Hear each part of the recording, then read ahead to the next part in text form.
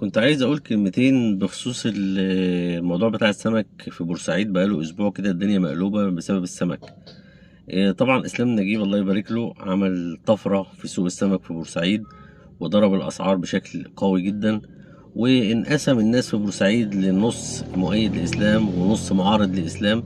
النص المؤيد طبعا شايف إن إسلام بيبيع السمك بسعر رخيص جدا، وإن هو كشف وفضح التجار الحرامية اللي بيكسبوا أضعاف مضاعفة من المواطن الغلبان.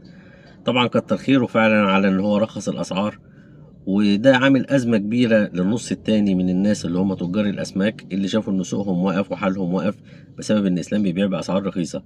رايي المتواضع في الموضوع ده يعني ان اسلام عمل السهل الممتنع. اسلام بيجيب كميات كبيره جدا من السمك، مفيش تاجر واحد يقدر يجيبها لوحده. يعني المشتريات بتاعت اسلام من تجار الجمله او من المزارع بما يعادل مثلا 10 او 20 تاجر سمك، ممكن يجيب مثلا 1000 كيلو. لو كسب في الكيلو 5 جنيه، بيبقى بالنسبة للمواطن ادهوله بسعر فعلا حنين جدا، بس هو كسب 5000 جنيه في ال1000 كيلو. السماك القطاعي أو بياع القطاعي لما بيروح بيجيب له 100 كيلو.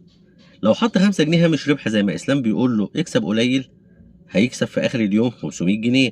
طلع منهم تلج، عمالة، مشال أو نقل، في الآخر هيتصفصف له على 200 جنيه. بالنسبة لتاجر السمك ده رقم قليل، فبالتالي تاجر السمك بيضطر إن هو يحط هامش ربح 20 جنيه في الكيلو، 30 جنيه في الكيلو، بحيث لو باع 100 كيلو يبقى طلع له مبلغ معقول. المعضلة فعلا إن مفيش تاجر هيقدر يبيع الكمية الكبيرة اللي الإسلام بيبيعها دي، فبالتالي بيضطر يعلي هامش الربح بتاعه. انما باختصار، ممكن تاجر يجيب كمية بسيطة ويحط هامش ربح بسيط، مش لازم 5 جنيه ومش لازم 40 جنيه في الكيلو، يوسطن الامور.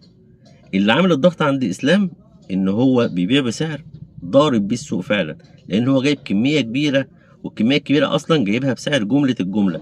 لما هيروح واحد ياخد من تاجر الجملة 1000 كيلو، اكيد هيديله بسعر افضل من واحد تاني رايح ياخد منه 100 كيلو. فهو وفر في الحالتين، وفر في سعر الشراء ان هو اشترى بسعر قليل، ووفر لما باع كمية كبيرة بهامش ربح قليل كسب كتير. فإن هو يطلب من البياعين القطاعي إن هم يبيعوا بنفس سعره، ده تقريبا شبه مستحيل. مفيش تاجر قطاعي هيبيع 100 كيلو وهيكسب في كيلو 5 جنيه. بس هي دي الفكرة. الموضوع عشان يتقنن وعشان يبقى صح، لازم كلنا نوحد أسعارنا، بس كلنا يبقى عندنا نفس الضغط من الزبون. ما ينفعش يبقى واحد زي إسلام عنده كل يوم 2000 و 3000 زبون، وواحد بياع تاني بيجيله في اليوم 10 15 زبون، وتقول لي ده بيع بنفس سعر ده. الكلام مش منطقي. ف